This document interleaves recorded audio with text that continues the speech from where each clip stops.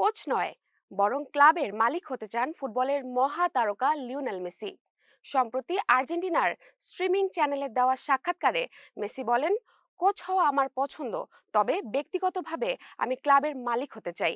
নিজের ক্লাব থাকবে, একেবারে নিচের স্তর থেকে শুরু করব এবং সেটিকে ধীরে ধীরে বড় করব। এই ভাবনাটাই আমাকে বেশি আকর্ষণ করে। এখনো মাঠে খেলা চালিয়ে যাচ্ছেন মেসি। এমনকি ইন্টার মায়ামির সঙ্গে 2028 পর্যন্ত চুক্তি নবায়ন করেছেন এবং ধাপে ধাপে ক্লাব মালিকানার ক্ষেত্রে ডেভিড বেকহ্যামের সাথে এগিয়ে যাচ্ছেন। গত বছর মেসি এবং দীর্ঘদিনের সতীর্থ লুইস সুয়ারেজ উরুগুয়ের চতুর্থ বিভাগের ক্লাব ডেপোতিভো এলএসএম চালু করেছেন। ক্লাবের নাম তাদের দুজনের নামের প্রথম অক্ষর থেকে রাখা হয়েছে। তার পাশাপাশি তিনি চালু করেছেন অনূর্ধ্ব 16 ফুটবল টুর্নামেন্ট, মেসি কাপ, যেখানে বিশ্বের বিভিন্ন একাডেমির দল অংশগ্রহণ করে। আগামী 21 ফেব্রুয়ারি ইন্টার মায়ামির হয়ে এলএএফসির বিপক্ষে 2026 মৌসুম শুরু করবেন তিনি।